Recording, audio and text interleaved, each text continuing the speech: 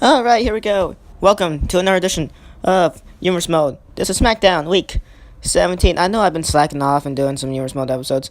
I did ECW like yesterday or 2 days ago. I can't even remember anymore. We're doing SmackDown now, and next up, main event Superstars, NXT highlights, and then Raw, same thing all over again. Anyway, tonight's main event, as advertised for the past couple of episodes of Humorous Mode, Dolph Ziggler, he goes one-on-one with John Cena, and it's in the main event of SmackDown. Cena returned back in week 15. He lost to Seth Rollins, the Cruiserweight Champion. In week 16, Cena was not booked. And now in week 17, he's going to be booked in the main event against number 1 contender for the World Heavyweight Championship, Dolph Ziggler. And, well, ladies and gentlemen, next week, SmackDown Women's Champion, Alexa Bliss, she will be in action. We have yet to know who she'll be facing off against, but we do know the woman who will be facing off against her for the SmackDown Women's Championship in a couple weeks' time, perhaps at SummerSlam, depending on the rest of the card for ECW and Raw. Specifically, it'll be Naomi taking on Alexa Bliss for the SmackDown Women's Championship. Well, anyway, here we go. The Austin Aries United States Championship Open Challenge to kick things off, and apparently it looks like Ryback, he's going to answer a challenge to kick things off here tonight on SmackDown Week 17. As ladies and gentlemen, Austin Aries, of course, the United States Champion. He's been chasing that title since week 6. He's been chasing the United States Championship since week 6. Back when Hiroshi Tanahashi had it. Now, currently, Hiroshi Tanahashi, he has went from SmackDown. He's signed over to NXT, so he could have a little bit more development. But Hiroshi Tanahashi didn't make history in week 6 as he was the first ever United States Champion of Humorous Mode. And Aries taken Ryback off his feet off the top rope, 450 splash. Ryback's still up though, and Aries takes him down with the Hurricanrana Ryback. In the beginning of Humorous Mode, along with the same time that Aries was still chasing the United States Championship, Ryback was getting pushes for the World Heavyweight Championship. He slumped down a little bit since week 8, ever since Dolph Ziggler defeated him in the number 1 contenders contest, in which Ziggler won that in their 3rd ever one-on-one meeting, or, well, their 3rd ever meeting in general, but I believe their 4th ever one-on-one contest, in which Ziggler broke the 1 versus 1 tie. And, of course, ladies and gentlemen, Ziggler later he faced off against current World Heavyweight Champion Aries back in week 14, which was the Bound for Glory SmackDown exclusive pay-per-view, so not too long ago. And Ziggler, he ended up losing, but it was a great contest by Ziggler, back and forth matchup between both men. In the end of the day, it'll be Ziggler who doesn't walk out the arena, the champion. But he does still have his rematch clause, and he could cash it in anytime he wants to. We probably might get the rematch clause request before SummerSlam, which is in week 20, this is week 17, or it could happen at SummerSlam. Ziggler still yet to make his announcement. We shall see what happens. And ladies and gentlemen, also don't forget SmackDown. We got a whole lot of great competitors here. Not only do we have the best and most talented tag team roster, well, and if not tag team roster, but we definitely do have the best women's division and the best mid-card and main event division compared to Raw and ECW. ECW and Raw, they kind of have the better tag team division though. So SmackDown, the only thing they slack off is in tag teams, but we shall see about that in the next couple of weeks as the SummerSlam card progresses. As this match here continues, Aries takes Ryback down with the snap suplex into a nice side takedown. Ryback was able to get the rope break due to the landing he took very close to the ropes. Ryback taunting Aries, just yelling at him. Aries taunting the crowd, getting distracted a little bit. Ryback waiting for Austin Aries. Aries plays possum, runs at Ryback, and he gets thrown to the outside on the concrete floor for his dear mistake and troubles. And Ryback setting up, oh, we're going to get a table spot. We could get a table spot here, never mind. And well, ladies and gentlemen, here we go. A nice little way to kick things off SmackDown Week 17. Hiroshi Tanahashi, of course. We haven't seen him in a while. He did lose the championship in Week 8 in a triple threat to, well, Jack Swagger. Where you guys, if you've been following the series and at least been watching a couple of SmackDown episodes, you guys will know how many times I explained what happens with, the whole United States Championship in the beginning of Humorous Mode. Blah, blah, not to say Swagger won it in triple threat. And after that, it's mostly just been, and after that, it was Tanahashi and Aries who competed in a six-pack challenge to see who becomes the number 1 contender for the championship. We also had Jinder Mahal, Shinsuke Okada, and I believe John Cena in it as well, and one other person I can't remember. I think it was probably Samoa Joe. probably. I can't fully remember. Not to say it was six-pack challenge, and the winner of that, Austin Aries. And so he later faced off against Swagger at the Bound for Glory pay-per-view. A whole lot of weeks to build up for that, because especially since that number 1 contenders one was in week 10 or something. And so we had Swagger taking on Aries. Swagger became champion in week 14, the Bound for Glory pay-per-view. And after that, the next night, Sena when Tanahashi defeated Aries for the vacant US title. Or not vacant, because I believe Tanahashi had before that, I don't know. But not to say, it was a rematch clause, reminiscent of when Aries cashed in his rematch clause immediately the night after, well, the next episode of SmackDown, after Tanahashi defeated him to retain the championship, and they both had the same outcome. Tanahashi wins by countouts in both matches. Here's something for it. When Swagger used his rematch clause, the next episode of SmackDown after Bound for Glory, it was Aries who picks up the pinfall victory. As Aries takes him down with the DT into the pin on Ryback 1 to spike his head onto the mat, only a 2 count though. The big guy, Ryback, definitely a competitor you definitely want to watch out for. He has had a great number of matches against Dolph Ziggler, where 4 in total, the third one being the triple threat back in week 6 at the SmackDown exclusive No Surrender pay-per-view between himself, Ziggler, and Aleister Black for the vacant World Heavyweight Championship. Winner of that one, of course, as you guys already know, most likely, already know probably, but anyway, winner of that one, Aleister Black, and still World Heavyweight Champion as well, and Black did make Ziggler tap out. And it wasn't Ryback who put away Ziggler, it wasn't Ziggler who put away Ryback, it was Black who put away Ziggler. And then in their 4th meeting in week 8 at the Life and MSG pay-per-view, Ziggler took on Ryback for a 3rd time.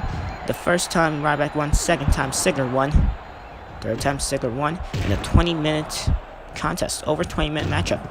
And that wasn't even the main event of the pay-per-view. It was SmackDown's main event, but it wasn't the main event of the actual pay-per-view, as the World Heavyweight title was not on the line because Black won it 2 weeks prior before that. Anyway, moving back on to the contest going on right in front of us. Aries coming up short of that pinfall a couple moments ago. Only a 2 count. He gets launched almost halfway across the ring right there. Ryback, he's getting a little bit exhausted. His match has been going on for a while now. Well, ladies and gentlemen, up next we got some women's action here on SmackDown. Sasha Banks goes 1-1 with number 1 contender for the SmackDown Women's Championship, Naomi. Of course, last week Naomi won like a whole 6-woman 6-pack challenge. I believe she did pin Charlotte, or made Charlotte tap out, one of those two, but I believe she won by doing something to Charlotte that got her the victory. And anyway, Naomi, she faced off against Alexa Bliss at most likely SummerSlam for SmackDown Women's Championship, but we shall see what happens, because depending on how the Raw and ECW card advances, because there's a whole lot of title matches that are supposed to happen, but we can't be able to fit all those title matches in, because we still need to make space for Raw and SmackDown's and ECW's respective rivalry matches, and not just title matches. Now Aries, after catching Ryback in midair of the side head takedown, he goes with the Brainbusters finishing maneuver into a pin. 1, 2, and 3. There we go. Aries catches Ryback in midair of the side head takedown. Aries, remember, Aries is a cruiserweight. Ryback's a heavyweight. And, well, ladies and gentlemen, Aries, he picks up victory. Still United States Champion, the greatest man to ever live. A-double. Austin Aries. Congratulations, he's still the United States Champion. And, well, moving on to, like what I said a couple moments ago, coincidentally, Sasha Banks, she goes 1-1 with Naomi here tonight. Naomi could become the next SmackDown Women's Champion, the 2nd ever SmackDown Women's Champion, as a matter of fact, as well. Alexa Bliss, the 1st ever SmackDown Women's Champion, due to her winning a triple threat between herself, Mickie James, and Carmella. And, of course, the way that happened was it was a whole SmackDown Women's Showcase, same like when Raw and ECW showcased the women, the first ever matchup for both Raw, ECW, and SmackDown, where they showcased women, finally in numerous mode history. And the winner of SmackDown's respective showcase was in a battle royal in which Carmella defeated the other 6 women here on the SmackDown roster, which include, well, AJ Lee, Charlotte, Naomi, Sasha Banks, Mickie James, and, well, current champion Alexa Bliss. But then Bliss, due to them being the final 3, Mickie James, Alexa Bliss, and Carmella faced off in a triple threat, in which Bliss did win. And that was for the SmackDown Women's Championship, which was announced by Jim Cornette.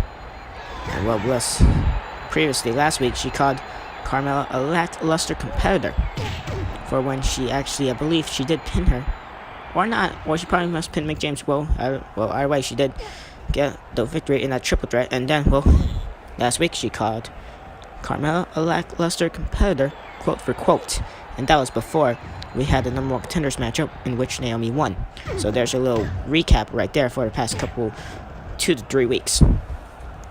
And now Sasha and Naomi should be a good contest here. See there, Sasha Banks nails the body slam, and now suddenly Sasha Banks is on the road in this matchup. Nails dropkick shortly after. Sasha now clothesline. There goes Naomi flying halfway across the ring, and backslide. Sasha Banks in complete and utter control here, on fire. A spark just must have been lit under her now, because, well, it was Naomi with the upper hand in this matchup, and now we got Sasha in complete control. Well, now let's say Naomi is going to try to fight back to this matchup. You gotta think, if Sasha Banks is to win this contest, she definitely perhaps gets a future SmackDown Women's title opportunity against Alexa Bliss, as Naomi is the number one contender. If Sasha is to defeat the number one contender, then it definitely mixes up the whole SmackDown Women's title picture. And now Sasha with the frog splash, reminiscent of the late great Aries, in which, well, I shouldn't be saying late great, because Aries is actually here in Euros mode. So yeah, I got a little bit carried away. I thought this was real life for a second. Okay, never mind. But Aries, he's still in the roster, and here he previously competed in the Bound for Glory pay-per-view, which was the Money in the Bank ladder match that Jay Lethal did win back in week 14.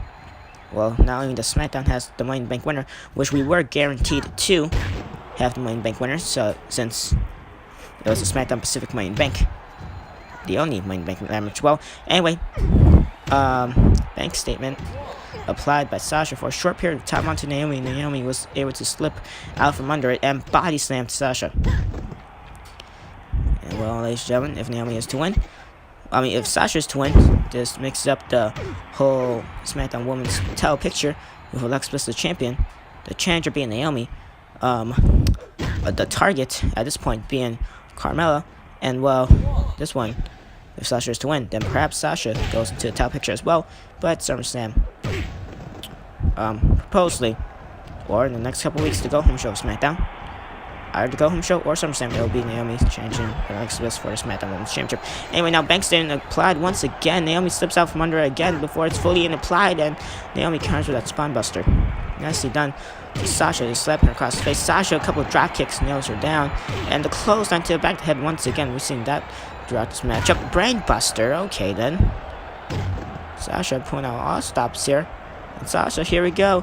Latino heat, and nails the frog slash once again. Has her set up here, takes her down, Death driver or Samoan drop into her Northern Lights a second time, this time with a beautiful Northern Lights bridge off of it, and that's a 3 count. And well, there you go. Sasha Banks putting her own quote-unquote statement here, as she could now perhaps challenge Alexa Bliss for the SmackDown Women's Championship, because she just defeated the number one contender for the SmackDown Women's title as well. But we shall see in the next couple of weeks, because it's still supposed to be Naomi versus Alexa, and nothing's going to change that until after that matchup happens. Anyway, a preview of the SmackDown Tag Title matchup that could either happen at SummerSlam or the Go Home Show of SmackDown before SummerSlam, as a Triple H one half of the SmackDown Tag Team Champions, also one half of DX taking on Xavier Woods, 1/3 of the challengers for the SmackDown Tag Team Championships, and also 1/3 of the New Day. And so this matchup now begins. As of course, ladies and gentlemen, like what I said earlier, SmackDown necessarily doesn't have the best tag team division. Raw and ECW probably might have a better tag team division, but to be fair, they do have the better talent. SmackDown does have the better talent in tag team division, but when I say they don't have the best tag team division, I don't mean talent-wise. If anything, we have the best talent in every caliber. We literally do. But, just the way the tag team division is being treated over on Raw and ECW is being treated just a little bit more controlled, as, take this for example, Gallows and Aronson, the newly debuted tag team previously a couple weeks back on Universe Mode, specifically on the SmackDown roster, they faced off in their tag team debut against current SmackDown Tag Team Champions, DX, in a non-title contest. Then after that, the original plan at Bound for Glory was to be the Young Bucks taking on the New Day to see who becomes the number one contenders for the SmackDown Tag Team Championships, while DX will not have a SmackDown tag title matchup. They will not defend their tag titles at the Battle Royal preview. Anyway, turn your attention back into the matchup. Forget what I'm saying. Triple H off the pedigree, and that is it. The game throughout that matchup, barely in the 10 of Xavier Woods. Woods got completely destroyed in that matchup, and well, that explains everything. Because Triple H, perhaps Kofi Kingston, Big E, perhaps a better fit, perhaps, maybe.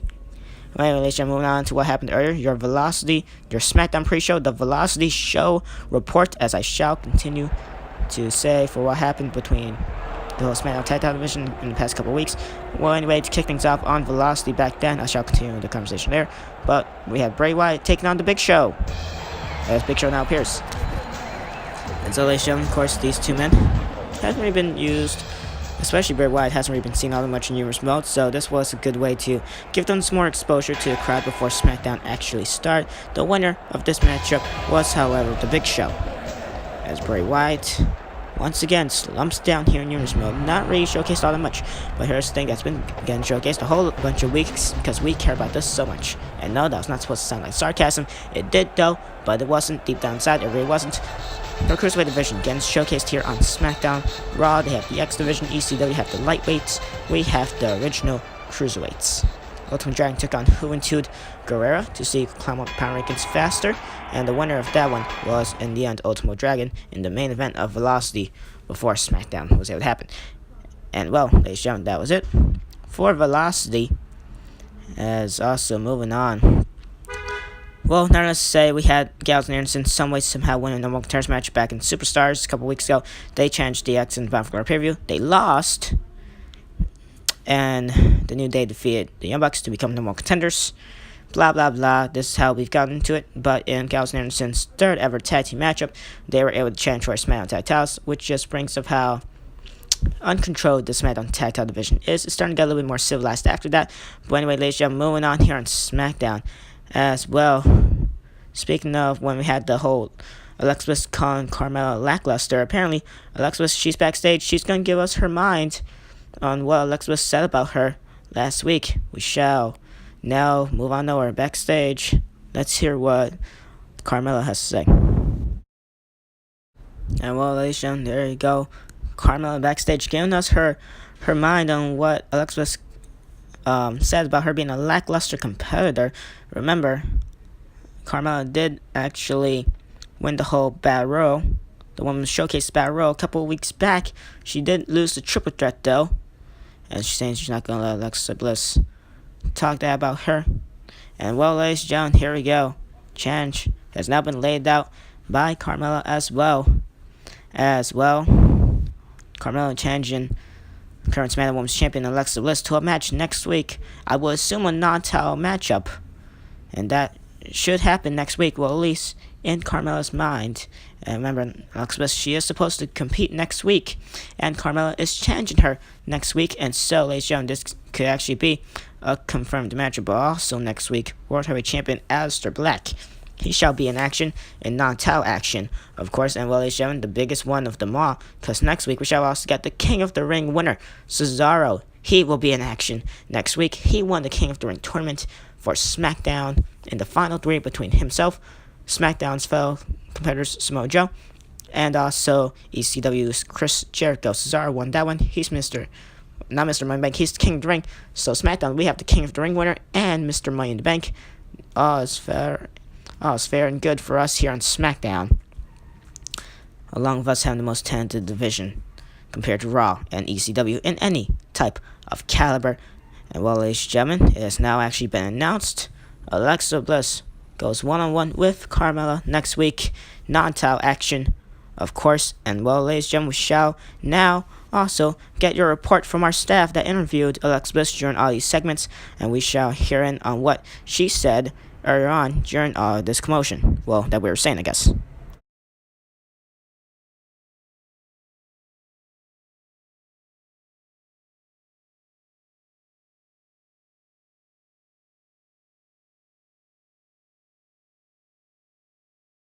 And well, there you go, ladies and gentlemen. Alexa Bliss changed you outshine her once again next week, like what she always does. Well, we shall see if Alexa Bliss, the current SmackDown Women's Champion, can outshine Carmella next week, as of course the SmackDown Women's Champion Alexa Bliss is in non-title action, and of course has now been announced, as she will face off against Carmella in non-title action. And well, ladies and gentlemen, that should definitely be a good contest. Whole lot of story running to it. We shall see if Naomi or Sasha Banks does go into that little matchup there. If they do even have anything to do with that, of course Naomi does. But I mean by that, by interferences and so and so.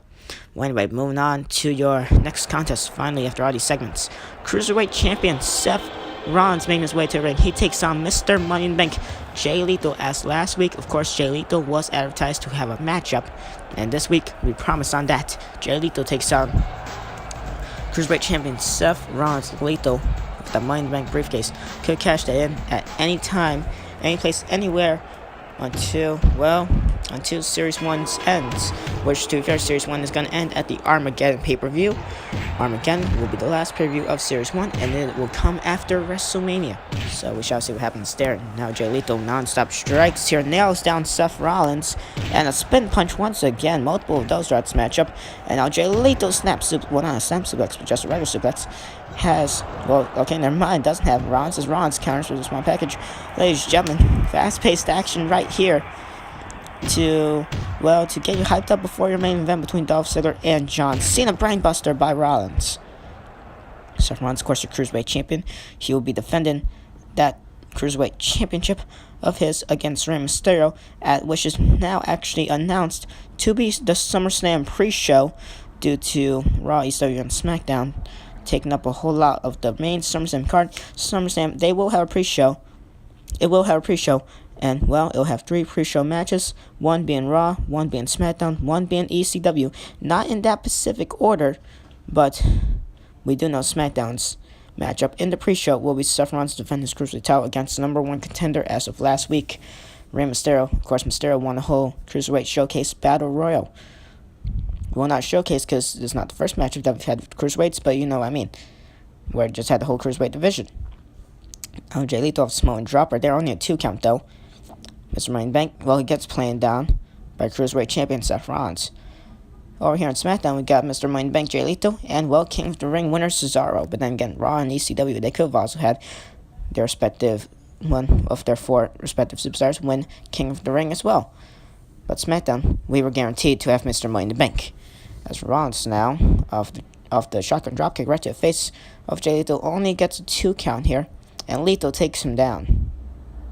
Pretty nice matchup here to just get us all hyped before the main event, which is John Cena taking on Dolph Ziggler.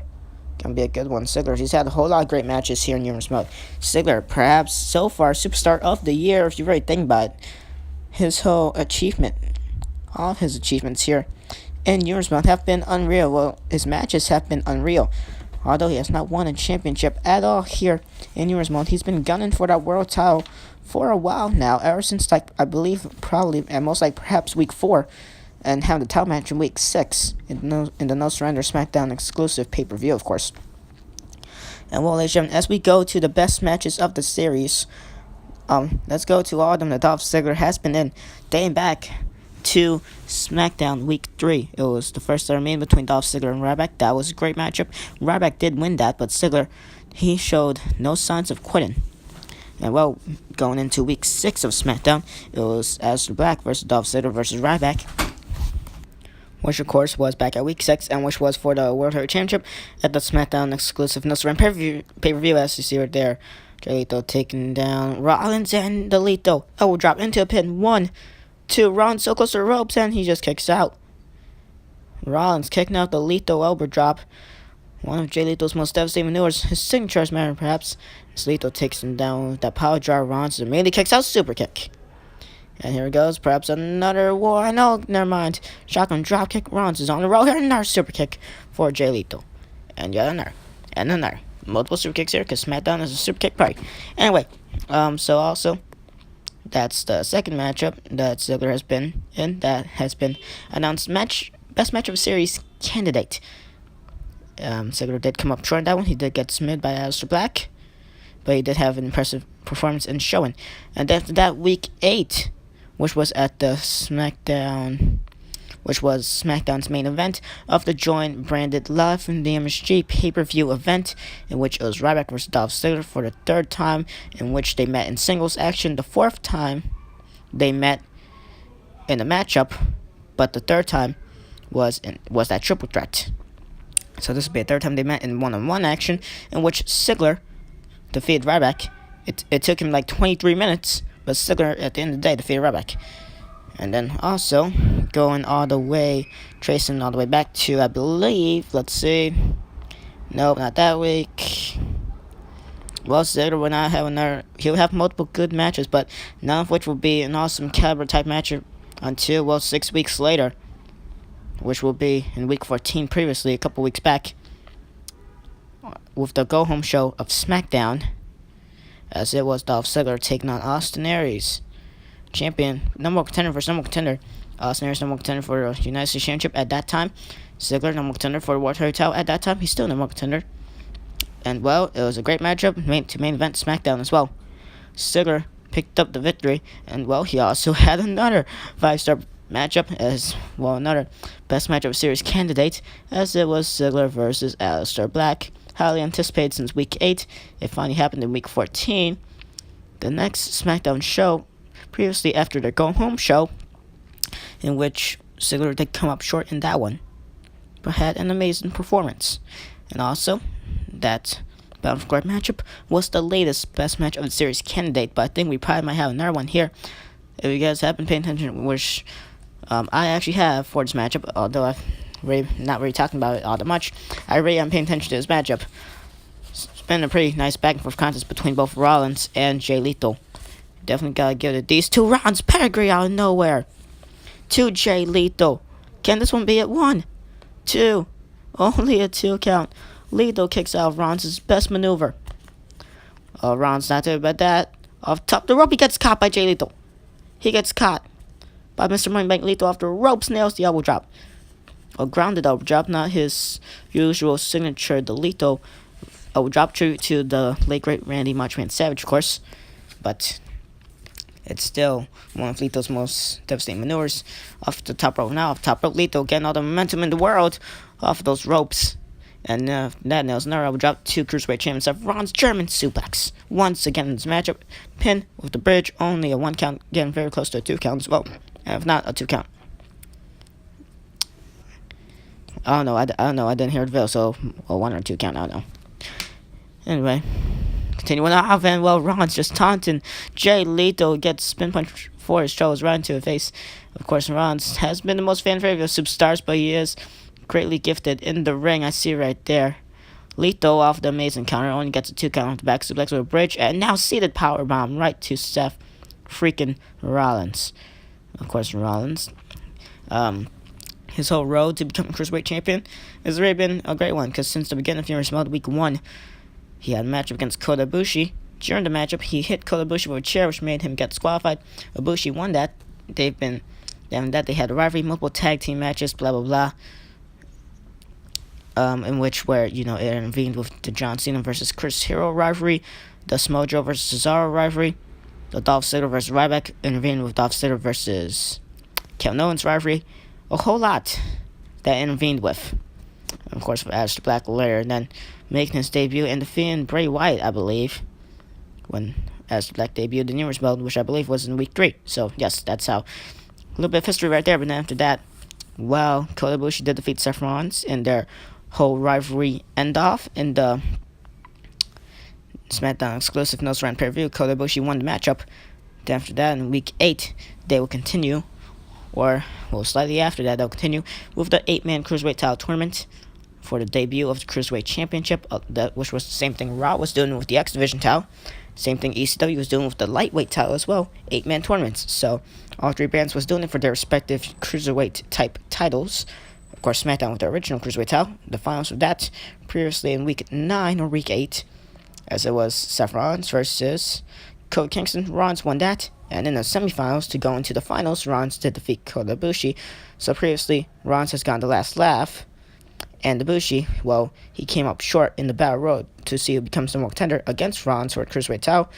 as he came up short against Rey Mysterio in that battle royal. Rey Mysterio and Big Kidman. I believe the final two were actually Kota Ibushi and Mysterio, though. And that was last week. And we now Lethal. Lethal elbow drop perhaps a second time in this matchup off the top rope. Tribute to Randy Savage. Never mind. Rollins catches him in midair. Jay Lethal wasting too much time off the neckbreaker. Catching Lethal in midair. The neckbreaker. The pedigree. And now here we go. Phoenix Splash. Nails the Phoenix Splash. Rollins into a pin. 1, 2, and 3. What a way to end off this matchup. Ladies and gentlemen, if it was any time to just yell that this is awesome chants, that was indeed a great time right there. What a great sequence, a last sequence of events in that matchup. As well, we move on to the next contest, but what a great sequence of events we just witnessed right there. Jay Lethal going for a second lethal elbow drop off the top rope. He gets caught by Rollins with a backwards neckbreaker, and then along with, after that, Rollins hits the pedigree. Then the Phoenix Splash picks up a victory. Congratulations to Seth Rollins on his part for right there. Amazing sequence of events. Moving on. Here we go. John Cena, Dolph Ziggler, your main event of SmackDown. And well, here we go. You guys have waited 4 matches for this. Advancement in the tag team division. Advancement in the whole middleweight, well, not middleweight, mid-card division. Advancement in the whole women's criteria we have going on. Advancement in the whole jobber thing. Well, not jobber, but like, because we haven't had the jobber matchup here in SmackDown, but you know, the whole Velocity pre-show to be fair. And well, here we go. We now finally go to your main event scene. Here tonight, Ziggler and Cena. This match starts right now, and Cena immediately going after Dolph Ziggler, that leaping bulldog, that leaping crossover bulldog. Amazing to see. Good to see Cena still has it after so many years. Ziggler trying to fight back here. Cena, he did have an, I don't know, somewhat impressive performance against Cruiserweight Champion Seth Rollins back in Week 15, battery on 20%. Yeah, I've charged it since then.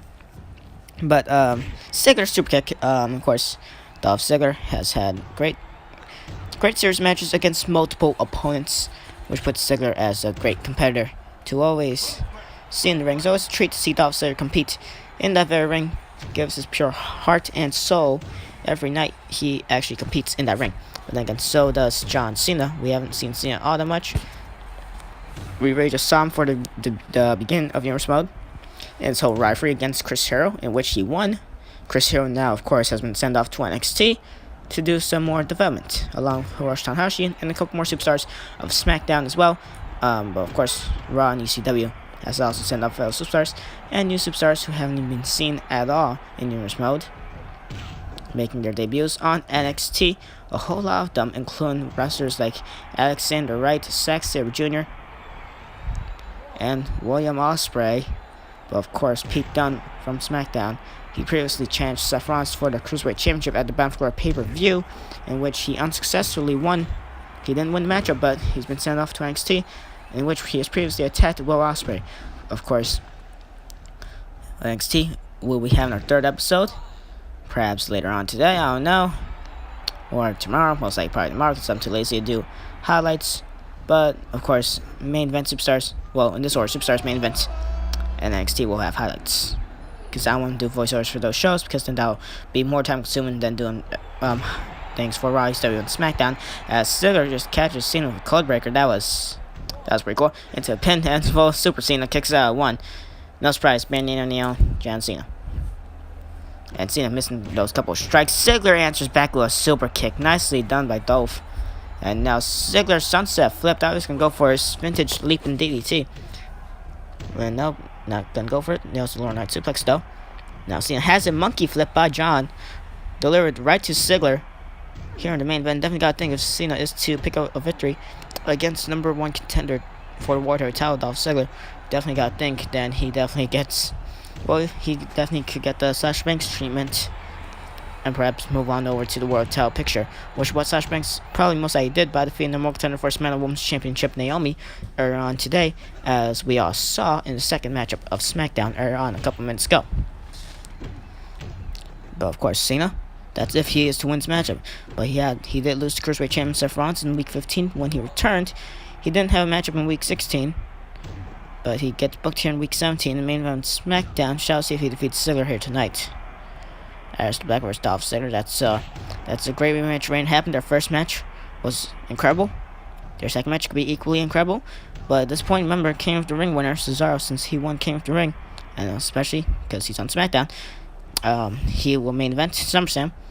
He's made SmackDown main event SummerSlam, and he will be in it. So he gets the world title opportunity against either Aries Black, which is the current Warrior Champion, if Ziggler is to use his rematch clause and win before SummerSlam at any time in the next couple of 3 to 4 weeks before SummerSlam.